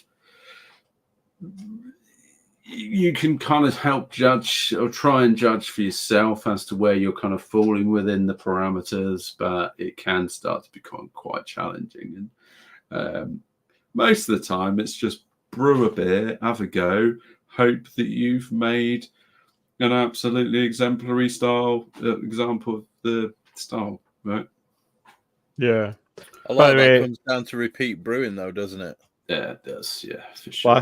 Last night I was on the beer chat, and my friend Gary was saying, "Oh, he's going to Cologne. And he's going to be drinking Kolsch," and I was like, "Kolsch." Kolsch. Say it right, don't fucking go, Gary. Oh. I do think there's a lot to be said for, in fact, there is a lot to be said, and I'll say it in a minute. So just carry on. Do what you're doing. Do your case study, Tricky. Do your case study. You're muted, you prick. I'm muted. Yeah, thanks for that, Chris. So the beer that we were raving about Ravenwood on the last pod, I thought would be an interesting one to bring up at this point, as far as that whole thing of like judging the beer yourself, and a lot of this is basically training yourself to kind of judge your own beers in the same way that a BJCP judge would, looking at the guidelines and saying what does it fit, what will it work with, and that beer is labeled as a it's actually labeled as a export India stout. So the I think the so export stout, as far as the BJCP guidelines are concerned, would be a foreign extra stout. So foreign extra also is given as also known as export stout. Yeah. So that would be the one that you'd immediately sort of go to and go, okay, well, we probably want to put it in for this. But then if you look at the guidelines for that style, and this is what you'd want to do, if you'd brewed that beer and you'd gone, okay, now let's look at that style guideline and see. Is there a guideline called Export India Stout, or has that just been made up? No. So that's part of the issue. So there's not really. So foreign extra stout is like I said, that's the one that's also known as export stout or foreign export stout, which is the closest name-wise to what he's sort of labelled that beer up as. But if we look at the guidelines for flavour on that, moderate to high roast, like coffee-like, dark chocolate, low to medium esters, medium to high bitterness, moderately dry finish. Up to that point, you're going, like that fits the bill. Yeah. Great, okay. But then we go, okay, so hop-wise, moderate, earthy, herbal, or floral hop flavour. So you're going to get a big, like, sorry, you put this in with, like, shitloads of American, sea hop character in there. It's really piney, really... I mean, a BJCP judge would probably, say that's got a really aggressive, like... American or New World sort of hop flavor to it, I would imagine, and that's where you would get marked down basically for that, despite the beer being outstanding, right? So as far as the actual subjective, flavor wise, it's a great beer. We all agreed on that. But if you tried to put it into that category, I think it would probably. It might score a decent middling score because it's not got any major faults with it, but they would definitely mark it down for not being to style. So what you would want to do is then go, okay, well, which categories does it actually fit in? And really, all the other sort of stout categories in dark British beer, so that is category 16, don't really work because of that hopping rate. So you would, in my opinion, need to go outside of that and probably look towards the American porter and stout categories.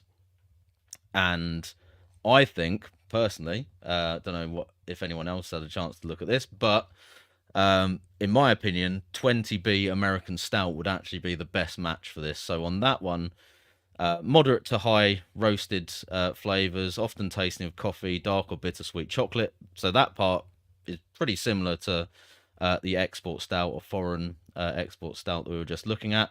Yep. Low to medium malt sweetness, rich chocolate caramel. That's all kind of the same thing.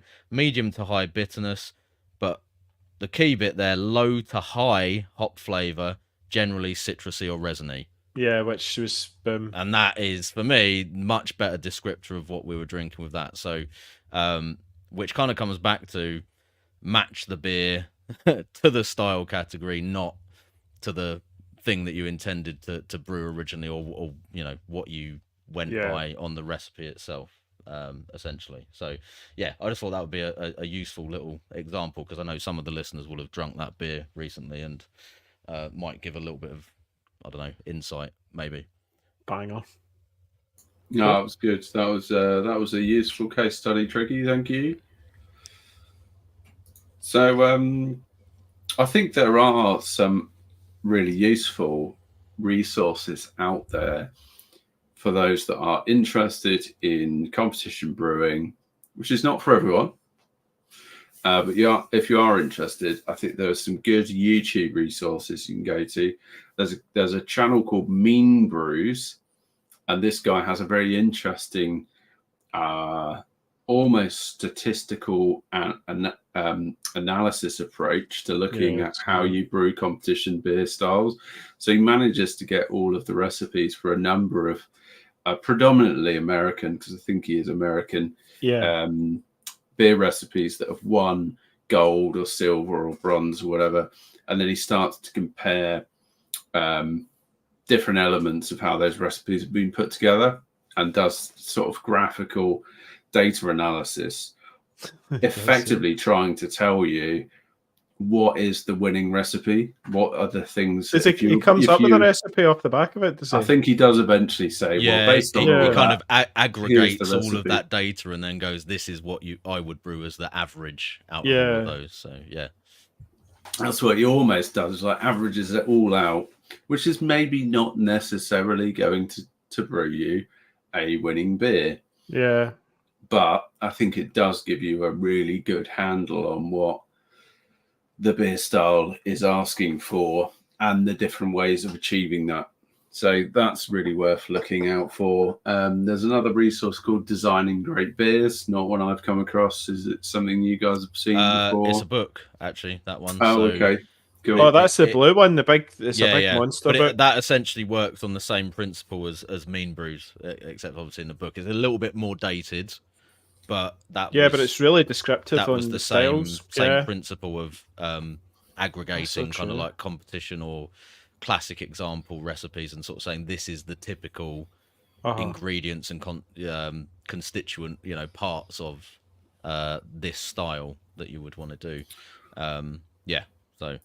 So useful perhaps for more of the older BJCP styles then, if the book's a little bit dated. The AHA website, American Homebrewers Association. American Homebrewers Association. That's probably got a lot of gold. Yeah, you can't get full access recipes to that unless you remember, but it does have some of the competition winning recipes available on there. So I think this is probably a good point, because we're talking about recipes, to touch on the point of, am I allowed to make a plain recipe for a competition? Yes. And the answer is, as Chris pointed out, absolutely yes. This is about judging your ability to brew a beer to the style guidelines in a really good quality way, not necessarily judging you on the originality of recipes. So if you want to go and brew a Woodford Wherry recipe or a Unity Conflux recipe, I had to look up the poster that I've got on the wall, or whatever recipe you might have, or a Ravenwood recipe, that doesn't matter. That makes no difference at all. They're judging you based on the beer and the quality of your brewing, not the originality of the recipe. So that's crucial to remember. And I think, broadly speaking, we've touched on this already. I think if you're entering beers to a competition, take good notice to the feedback. Use that feedback in a meaningful way. Very often, the BJCP judges will put their contact details on the feedback sheet. If there's questions that you have off that feedback sheet, reach out to them. I'm sure most of them are willing to kind of have a conversation with you about the beer, and how you can actually then help or sort of feed that into the development of the recipe for future brews. So that's probably all I'm going to talk about in terms of recipes.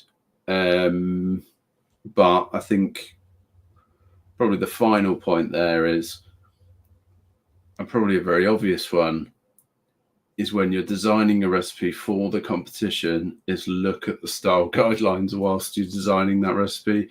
Use a brewing software. That's going to help you in terms of determining, is my Voodoo in the right place? Is my bitterness and my OG and my FG and all of those key elements of the kind of outcome of the beer going to fit the style guidelines of the well, that's true, Brett. Yeah, good observation. You can always just spam the BJCP guide Brett Guy, also has Judge. some great links for what he's just talked about. Yeah, you can always just be mean to them if they leave their email address. Just to tag that's where I'm straight gonna... onto the end of that, Owen. I Go just on. want to tag straight onto the end of that because judging is incredibly subjective. Okay, it is incredibly subjective. You don't know what that person's eating. You don't know whether they're coming down with COVID. You don't know whether they're getting over a cold. You don't know whether they've got a little bit of catarrh at the back of their throat. You don't know if they smoke 60 Marlboro Red a day. You don't know. Just shit. Okay, or they're just shit. But they might vape and eat loads of chili sauce before. That's true. Beer. But different people get different things from beer. Okay, so it's best to match the style guidelines. I know that I fucking hate the BJCP style guidelines, but when you're doing a competition beer, it's one of the few times that I would recommend heartily that you fucking stick to them. Okay, now we have a mantra on this podcast, and we've talked about it a billion times, but my palate isn't your palate. It isn't the judge's palate.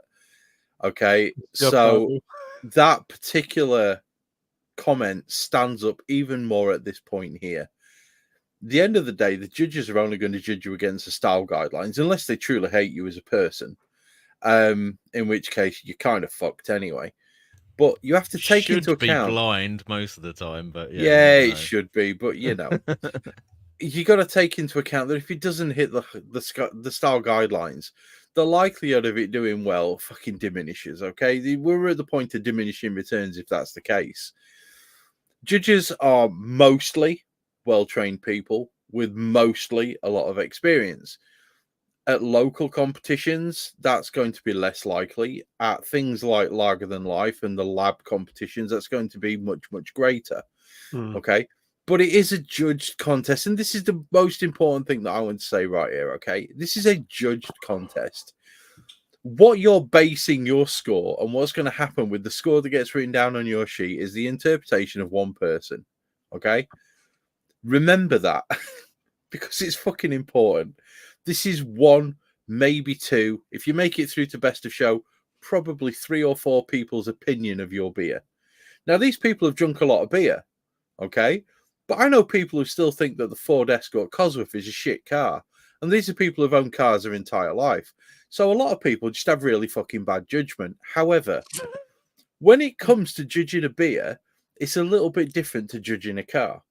What you've got is somebody who has drunk a lot of beer, who knows the guidelines inside out, who has obviously done quite a few of these competitions, and the bottom line is they're going to have experience of judging beers, and that's the single most important factor that you're looking for.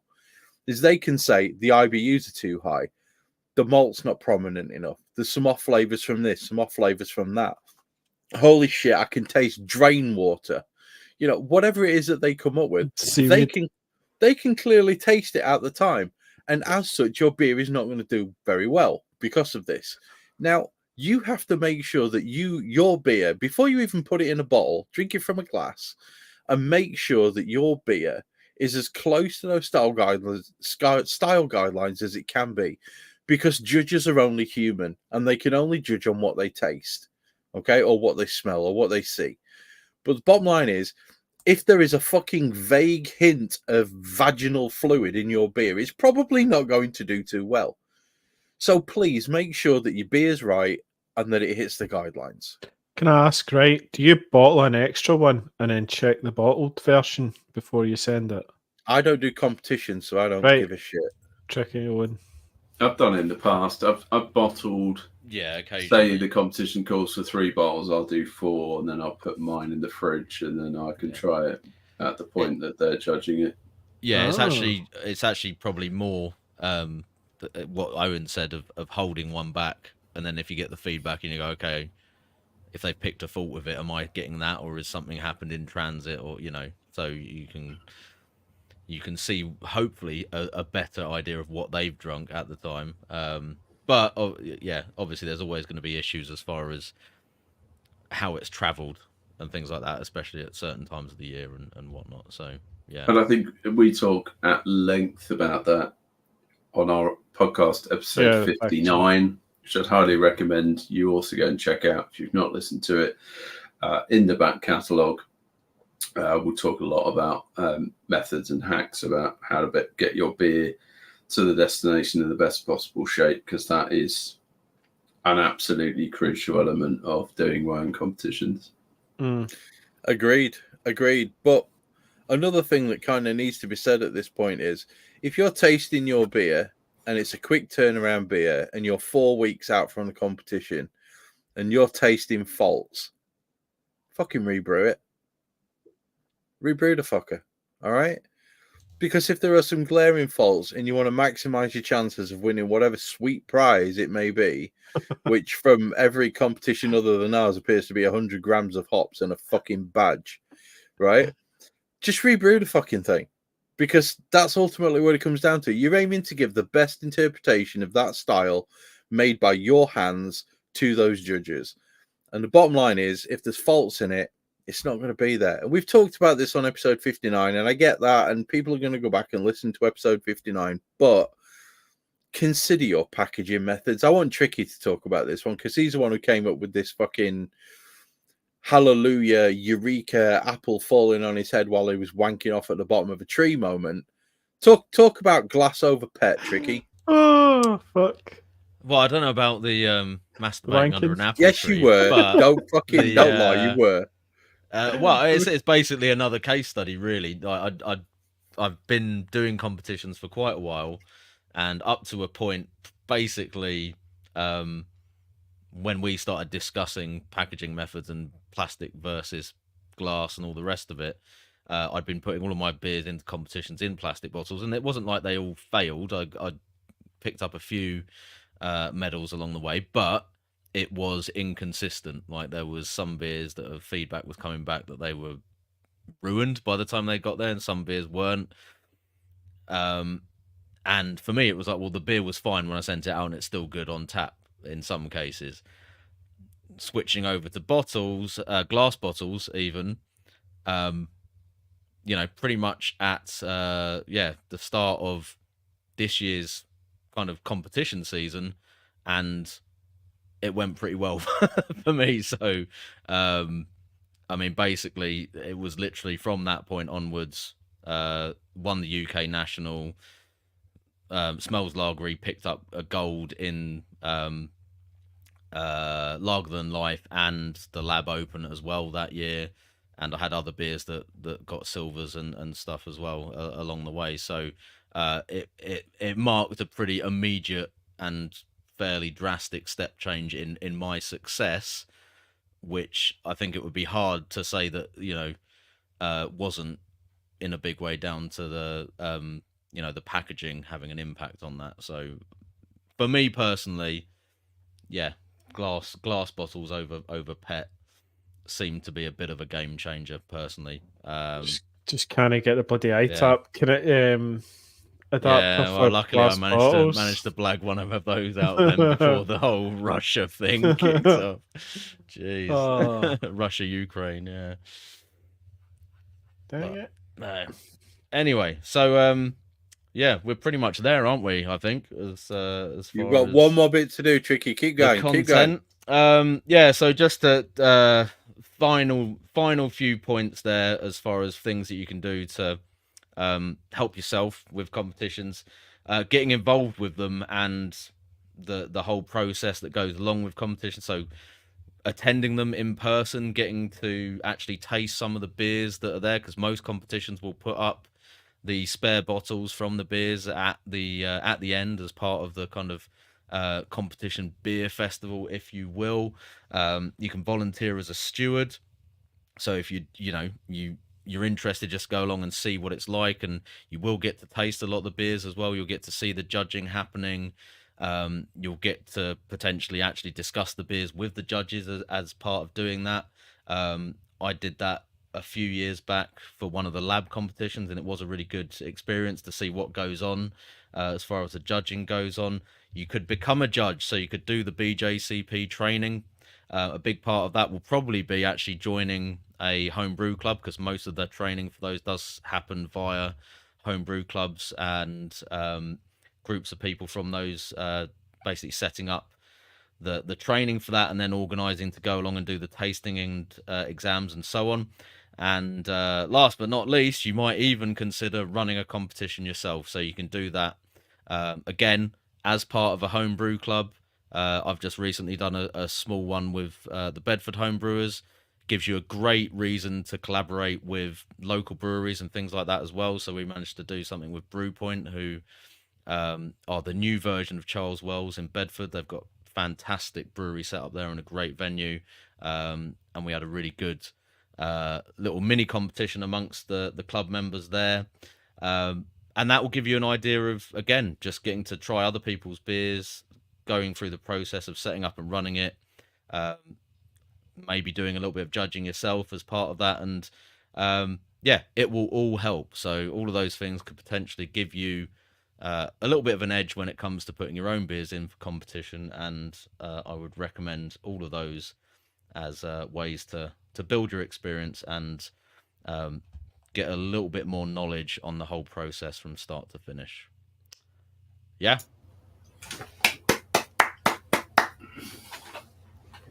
No round of applause for you, Tricky. Am I Thank literally you. the only one who reads a private chat? Andy, read the private chat. Oh, right. I can't see the private chat. Where is that? It says, remember the after party. Oh, Andy, do the Andy, do the outro. Fucking hell, fire. Slick. Wow, we're slick. There you go. Okay, well, all right, now. There's going to be a little bit of Tricky's got editing. some going there. Yes. Right, folks. Well, thanks for joining us on the Hop Edition podcast. And it was definitely an interesting one. It's kind of got me thinking again about doing some competitions. And yeah, it's one to listen over, check over your guidelines and start thinking about how you can brew a beer that will be, that bit on the higher end, or, like Brett says, go big or go home. I think that's kind of resonated with me tonight, sort of. So yeah, give it a go and start thinking about what you can brew for all these competitions coming up. As usual, we've got an after party on, so feel free to come on, join us, and we can chat all of the good things about brewing competitions and maybe get some advice and tips as well. But yeah, thanks for joining us, everyone, on episode 81, Homebrew Competitions and Tips for Success. And we look forward to seeing you again. And don't forget to subscribe to our Facebook and our YouTube channels, all right? Because that's where all the updates come in. Right, folks, say goodbye. And Andy's now missed. So thanks very much for our Patreons. We love you all. Every single one of you. You're all fucking awesome. And thanks go out to our sponsor, the Malt Miller, for being amazing. And also go over there because they've got some banging Black Friday deals. That pill at 30 quid is legit. Well, if you can't get that, they've got the fermenters. They've got the Bruzilla. Yeah, they've got all sorts. There's Loads of hops on sale. It's going to be great. Yeah. Yeah, seriously, hit them up because there's some good shit over there. Yeah. The links for the after party are in the chat. For anyone that wants to come join us for a beer, continue the conversation. If you're on Discord, because you're a Patreon, the links are there as well. Speaking to you, Santa. Drop over there. It's been fun, guys. Cool. Catch you later, boys. High fives. Bye. Bye.